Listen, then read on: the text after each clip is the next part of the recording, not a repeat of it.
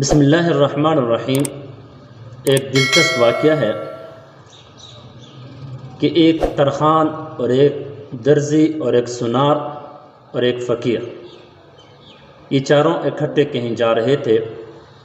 راستے میں رات ہو گئی تو یہ ایک جنگل میں ٹھہرنے کا ارادہ کیا۔ چاروں نے آپس میں مشورہ کیا کہ ہم میں سے ہر ایک رات کو 2 گھنٹے پہرا دے گا۔ چنانچہ سب سے پہلے نمبر ترخان کا آیا تو وہ اٹھا 2 گھنٹہ پہرا دینے کے لیے۔ تو اس نے سوچا میرے پاس سامان وغیرہ تو موجود ہے، کیوں نہ میں ایک عورت کا مجسمہ بنا ڈالوں۔ چنانچہ اس نے ایک لکڑی کاٹ ڈالی اور اس سے ایک عورت کا مجسمہ بنا لیا۔ اب درزی کی باری آئی، وہ اٹھا، جب یہ منظر دیکھا تو اس نے سوچ ہی لیا کہ یہ ترخان کا ہی کارنامہ ہے، اب میرے پاس بھی سامان ہے، کیوں نہ میں اسے کپڑے پہنا دوں۔ چنانچہ 2 گھنٹے میں اس نے کپڑے بنا کر اسے پہنا لیا۔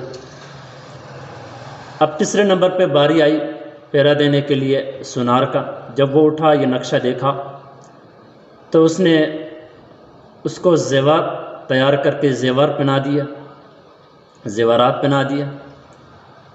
اب آخر میں فقیر کی باری آئی، جب وہ اٹھا، یہ منظر دیکھا، فوراً سجدے میں گر کر اللہ سے گڑ گڑا کر دعا کی، اے اللہ مجھ جیسے بے سر و سامان کی لاج رکھ لے، اس کے اندر روح ڈال دے، اس کو زندہ کر دے۔ تو اللہ تعالیٰ نے اس کی دعا سن لی، اس لکڑی سے بنے ہوئے عورت کے اندر اللہ تعالیٰ نے جان ڈال دی۔ اب جب صبح ہوئی، یہ چاروں آپس میں لڑنے لگے، جھگڑنے لگے۔ ترخان بولا یہ میری ہے، درزی نے بولا یہ میری ہے، اور سنار نے کہا کہ بھئی یہ میری ہے، اور فقیر کہنے لگے میری ہے۔ یہ لڑائی ہوتے ہوئے قریب شہر کے ایک حاکم کے پاس جا پہنچا۔ حاکم نے جب عورت کو دیکھا، کہنے لگے تم چاروں کے چاروں جھوٹے ہو، یہ عورت تو میری ہے۔ تو اب وہ عورت کہنے لگے کہ میں بتاؤ میں کس کی ہوں۔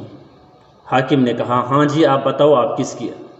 تو قریب ہی ایک درخت تھا کہ یہ عورت دوڑتی ہوئی اس درخت کے ساتھ چمٹ گئی اور لکڑی بن کر گم ہو گئی۔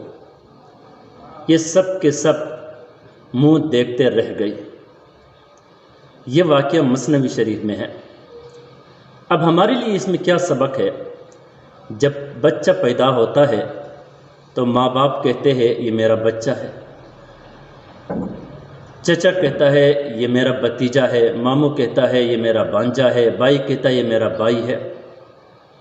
تھوڑے سے عرصے بعد جب وہ لقمہ قبر بن جاتا ہے، جب مٹی کا پتلا بن کے مٹی بن جاتا ہے، تو سارے رشتہ دار میرا کہنے والے کیا سارے منہ دیکھتے رہ جاتے ہیں۔